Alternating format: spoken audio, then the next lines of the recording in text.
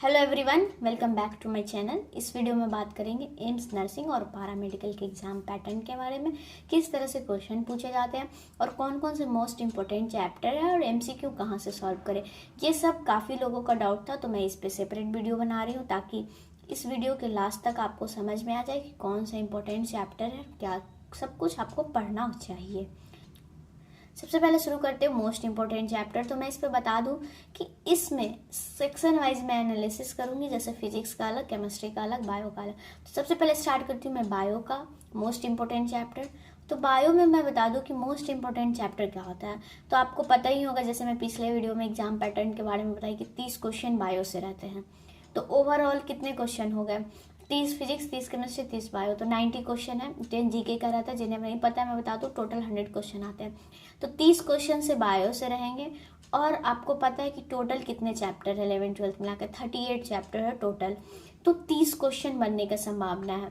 तो आप मान लो कि मोस्ट इंपॉर्टेंट चैप्टर ये है, आप वो पढ़ के जा रहे हो और उस चैप्टर से एक भी क्वेश्चन ना हो, तो फिर एक मार्क्स का वैल्यू है इस एग्ज़ाम में, क्योंकि 30 सबका एवरेज वेटेज है।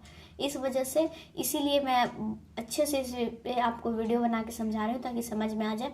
इसीलिए हर चैप्टर को ऊपर से रिवीजन करें। क्वेश्चन डीप से बिल्कुल नहीं पूछते हैं, क्वेश्चन चैप्टर से ही लाइन बाय लाइन क्वेश्चन ही रहते हैं इसलिए। और इसमें वैसा कुछ नहीं, मैं 3-4 साल की क्वेश्चन एनालिसिस करने के बाद मैं बता रही हूँ कि इसमें वैसा कुछ भी नहीं रहता है कि कोई इस साल ये मोस्ट इंपॉर्टेंट चैप्टर है तो हर साल उसी चैप्टर से ज़्यादा क्वेश्चन पूछे जाते हैं। किसी साल वो चैप्टर से 2 क्वेश्चन है, किसी साल वो चैप्टर से एक भी क्वेश्चन नहीं है। तो इस तरह से मैं नहीं बोलूँगी कि यही चैप्टर पढ़े ताकि आपका ये मोस्ट इंपॉर्टेंट चैप्टर है और हो जाएगा सिलेक्शन, इसलिए मैं नहीं बोलूँगी। बायो बहुत अच्छा वेटेज रख रहा है, इक्वल वेटेज रख रहा है, इस वजह से मैं बोलूँगी कि आप हर चैप्टर पढ़ें एक बार जरूर और दिमाग में रखें कि कहाँ पे कौन सा पॉइंट इंपॉर्टेंट है, उसको अंडरलाइन करके और काफ़ी अच्छे से सॉल्व करें। और एमसीक्यू प्रैक्टिस की बात करें तो एमसीक्यू प्रैक्टिस कहाँ से करेंगे और इसका प्रीवियस ईयर आता है क्या? तो मैं बता दूं, इसका प्रीवियस ईयर नहीं आता है। इसके लिए आप जो भी आप जहाँ भी पढ़ रहे होंगे वहाँ का स्टडी मटेरियल प्रैक्टिस करें, और नहीं तो आप फिर प्रीवियस ईयर है तो नीट का तो वो प्रैक्टिस कर सकते, नहीं तो आप फिंगर टिप्स को सॉल्व कर सकते हैं, बायो के लिए काफ़ी सही रहेगा। और नीट का PYQ भी लगा सकते हैं आप। इसका PYQ नहीं आता है, इसलिए मैं बता रही हूँ कि कहाँ से प्रैक्टिस करें। अब मैं बात करूँ केमिस्ट्री की। केमिस्ट्री भी उतना ही वेटेज रखता है, 30%, मतलब 30 क्वेश्चन उससे भी रहेगा। तो आपको उसको कहाँ से सॉल्व करना है? उसमें कोई चैप्टर अगर ज़्यादा हार्ड लग रहा है आपको, बहुत डिफिकल्ट, वो आप स्किप उसमें कर सकते हैं। लेकिन बायो में बिल्कुल भी नहीं, क्योंकि इसमें आप 30 स्कोर कर लोगे। मान लो 30 में आपको 25 भी आ जा रहा है तो मिनिमम आपको 25 लाना रहेगा फिजिक्स केमिस्ट्री मिला के, और उम्मीद करना है कि इससे आपको ज़्यादा ही लाना है, जनरल और OBC के तो खास करके। मैं कट ऑफ बता दी हूँ दूसरे वीडियो में, आप उसमें जाके देख सकते हैं। इसलिए मैं बता रहा हूँ कि केमिस्ट्री में जो चैप्टर आपको बहुत डिफिकल्ट लग रहा है उसे छोड़ सकते हैं, और ये नहीं कि सारा चैप्टर छोड़ दें।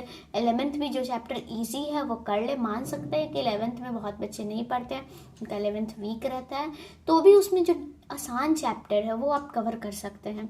और मैं बात करूँ फिजिक्स की, फिजिक्स में भी वही हाल है, बहुत लोगों का 11th में बिल्कुल भी नहीं आता है। तो अगर उन्हें 12th भी आता है तो 12th भी पूरे अच्छे से पढ़ लें, एटलीस्ट 20 क्वेश्चन तो अटैम्प्ट करेंगे।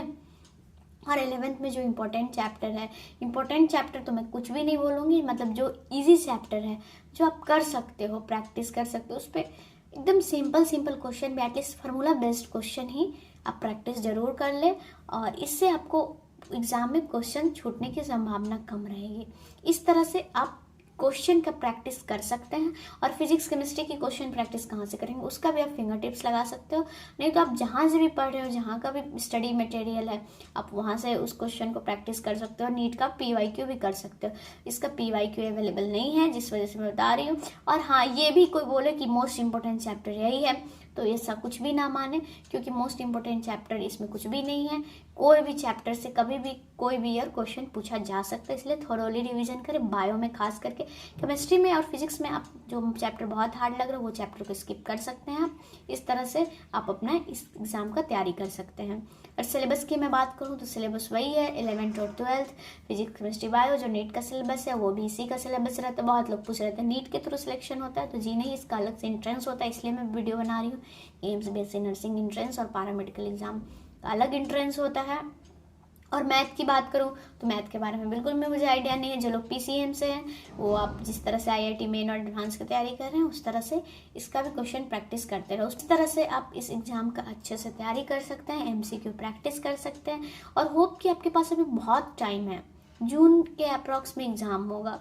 आप आराम से एक एक बार पूरा चैप्टर को पढ़ लें, हर क्वेश्चन को प्रैक्टिस कर लें और आप अच्छा कर सकते हो इस एग्ज़ाम में। ज़्यादा डिफ़िकल्ट नहीं होते हैं क्योंकि इसको क्रैक करना बहुत आसान है, लेकिन इसमें है कि हाँ हर चैप्टर के बारे में नॉलेज है तो आप क्रैक कर लेंगे। अगर कोई भी चैप्टर स्किप किए हैं खास करके बायो में तो फिर आपका सिलेक्शन होने का चांसेस रुक सकता है। इसलिए बायो में हर चैप्टर को पढ़े, 30 मार्क्स तो उसमें ले आओगे आप, 3, 4, 5 मार्क्स तो 3, 4, 5 मार्क्स तो आप इधर जीके रीजनिंग में ले ही आओगे अगर कुछ भी नहीं पढ़ते जाओगे तो भी, लिख के देती हूँ। और उसके बाद रहा बात फिजिक्स का, केमिस्ट्री का, अगर आप फार्मूला बेस्ड क्वेश्चन ही प्रैक्टिस कर लिए होंगे और सारा फार्मूला आपको याद होगा तो आपका सिलेक्शन हो जाएगा। तो इसी के साथ मिलते हैं नेक्स्ट वीडियो में। आई होप कि आपको समझ में आ गया हो कि मोस्ट इंपॉर्टेंट चैप्टर क्या है, क्वेश्चन कहाँ से प्रैक्टिस करें, कौन से बुक पढ़ना चाहिए, सब आपको सब समझ में आ गया हो। इसके अलावा भी कोई डाउट है तो कमेंट में मुझे बताएं और मैं दूसरे वीडियो में क्लियर करूँगी। और होप अच्छे से पढ़ाई करते रहें, टेंशन बिल्कुल भी ना ले। मिलते हैं नेक्स्ट वीडियो में, बाय बाय।